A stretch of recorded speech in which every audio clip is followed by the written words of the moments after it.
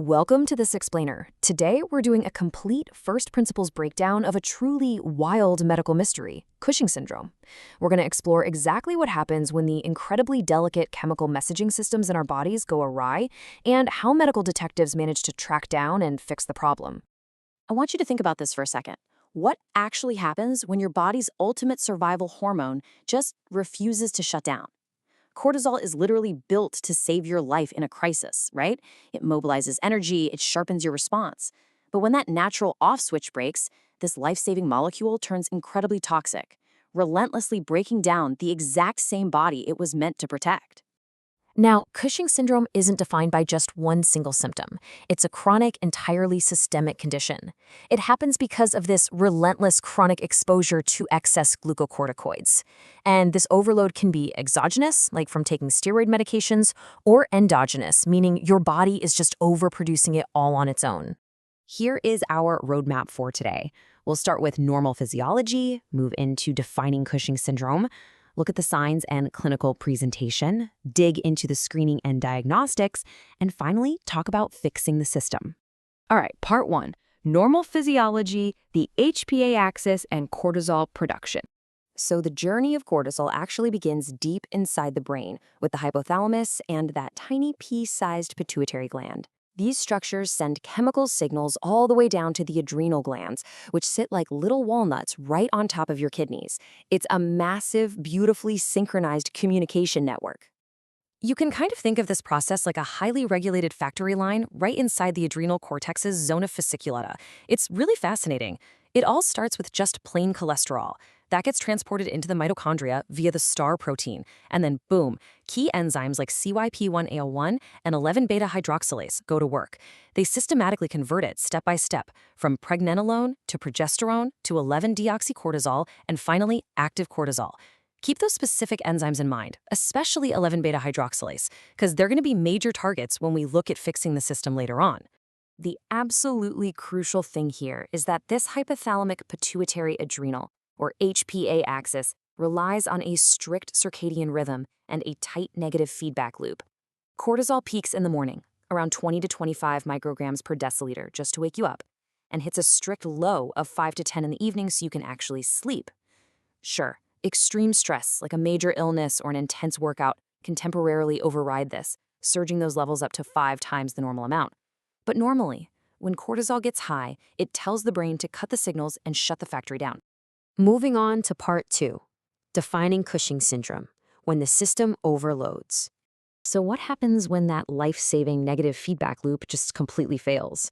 Well, endogenous Cushing syndrome is pretty rare. We're talking maybe 1.8 to 4.5 cases per million globally. But look at the striking 4-to-1 ratio. It disproportionately targets women and usually strikes right in the prime of their lives, with a mean age at diagnosis of just 44. When we look at the biology, the vast majority of these endogenous cases, about 65 to 70%, actually originate from a pituitary issue driving excess ACTH. We call that Cushing's disease. Another 20% come directly from adrenal tumors. And then you have 10 to 15% that are ectopic, meaning a rogue tumor somewhere else, like in the lungs, is secretly pumping out ACTH or CRH. Part 3. Signs and clinical presentation. The fallout. This is the toxic fallout of all that relentless cortisol exposure. You're going to see central obesity in 90% of patients. And that severe hypertension hitting 80% of cases, that happens because excess cortisol literally hypersensitizes your sympathetic nervous system.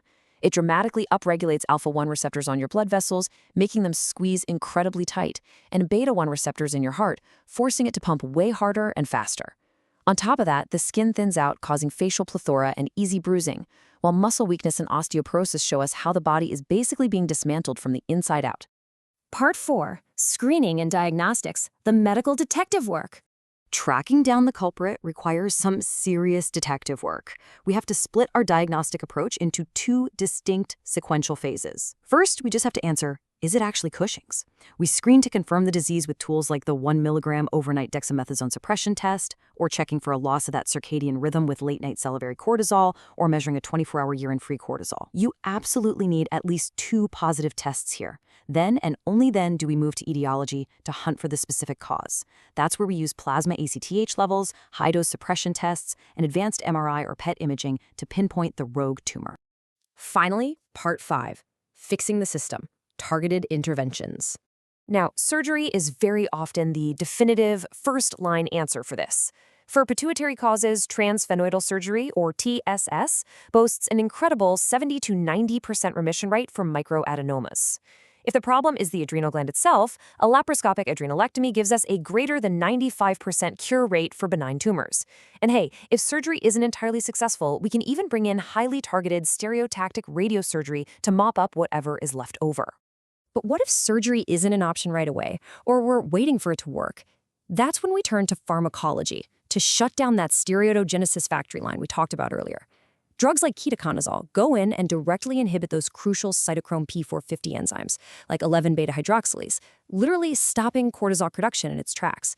Now, we do have to balance that against risks like liver toxicity, but we also have newer targeted drugs like osilostrat and pasridiide, and we can even use combination therapies for those really severe, stubborn cases.